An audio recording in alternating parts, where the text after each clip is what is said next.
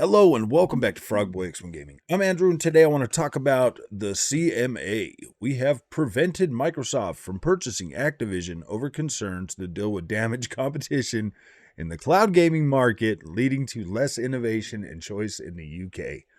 So let's go ahead and take a look at what these smart people said. So the CMA has prevented Microsoft's proposal purchase of Activision over concerns the deal would alter the future of fast-growing cloud gaming market, leading to reduced innovation and less choice for UK gamers over the years to come. Okay, so let's read some of this stuff. Okay. The final decision to prevent the deal comes after Microsoft's proposed solution failed to effectively address the concerns of the cloud gaming sector outlined in the Competition Markets Authority. We're just going to read the cloud gaming concerns and maybe a little bit more of this because this is literally freaking nonsense. This is the biggest freaking joke I've ever seen in my life. Cloud gaming concerns. The UK cloud gaming market is growing fast. Monthly active users in the UK have more than tripled from the start of 2021 to the end of 2022. How many though? How many? What did they have? 15, and now they got like 60. I mean seriously, how many of you know anybody that actively cloud games? That actively uses this as a solution to game. You either got a PC, a console, or something else. Now, yes, I do believe that people on Xbox One S or something should be able to use that to stream next-gen games. But let's face it, man, that technology is still not there. This is a joke. This is a literal freaking joke.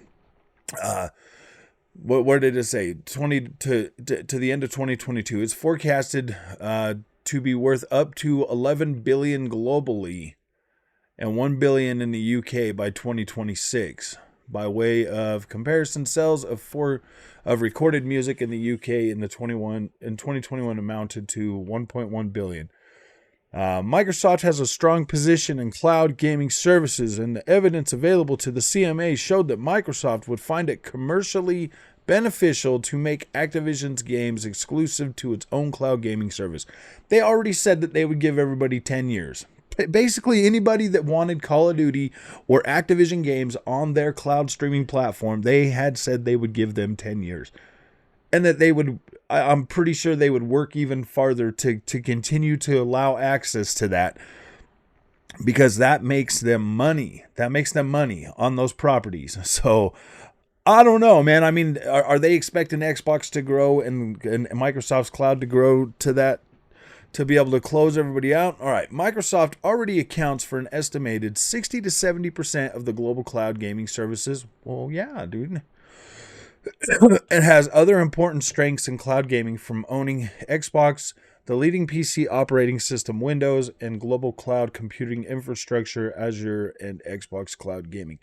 Yeah, I mean, I could kind of see that as being a little bit reasonable if they own like 60 to 70% of that in cloud gaming. It just means that other people are going to have to invest over these next 10 years to find other solutions. Like, that's good. That gives them like, oh my gosh, man, we need to invest or we're going to get left out. We need to invest. Not only is Microsoft, by making this purchase and having 60 to 70% of the global cloud infrastructure already, that just incentivizes others to invest more to get bigger.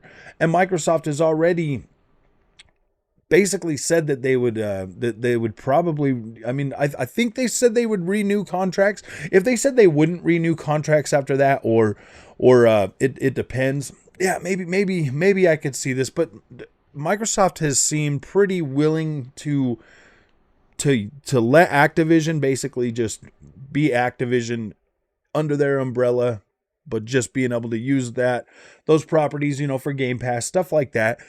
I haven't heard anything from Microsoft convincing enough to think that they would 100% lock Activision to their own platform and their own services and completely cut anybody and everybody out.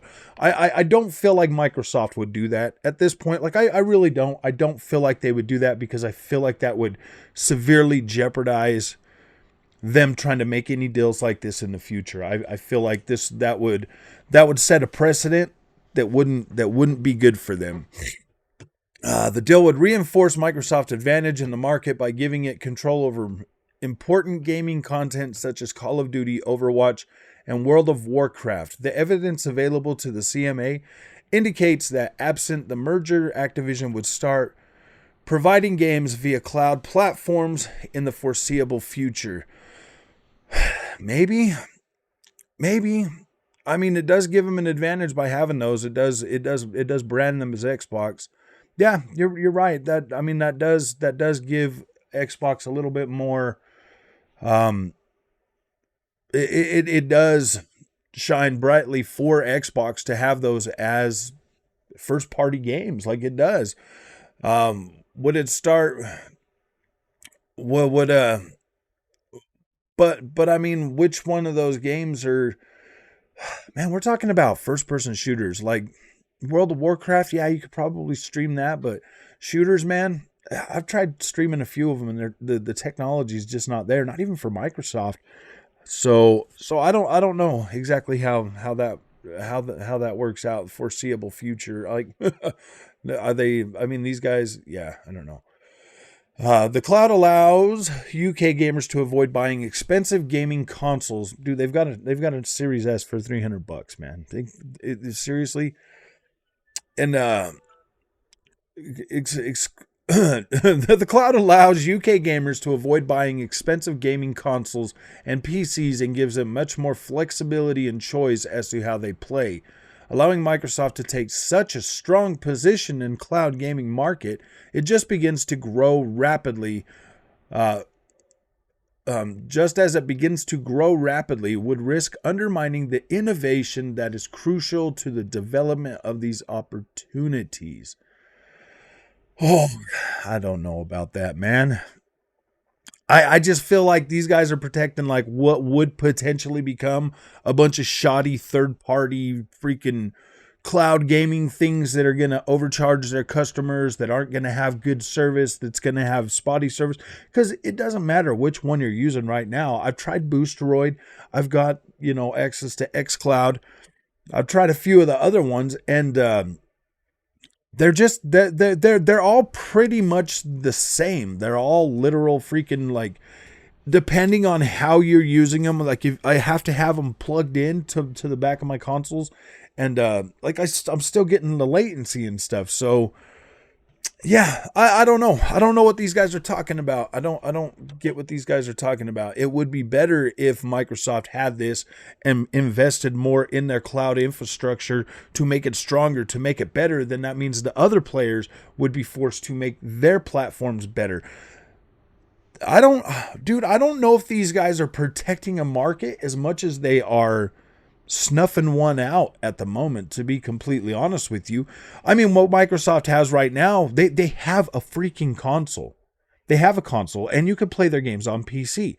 So you have to look at it this way. If they already have consoles out there that they sell, and that they have the cheapest entry point for a console on the market right now, and then they also have PC platforms that all of their games ship on day and date, you have to ask yourself a question. You literally have to ask this question. Is it worth investing or continuing to build out the platform if they don't have the necessary pieces to make the platform a selling point? I mean, seriously, you can already play pretty much anything, Xbox first party, anything that's on Game Pass in a cloud system. Like, you can. But who does? Nobody. Not that many people are using that cloud stuff. I mean, I've used it to try it out, but I don't think many people are actively using it, because there's just really not that like, oh yeah, man, I gotta jump on the tablet and play this. Like,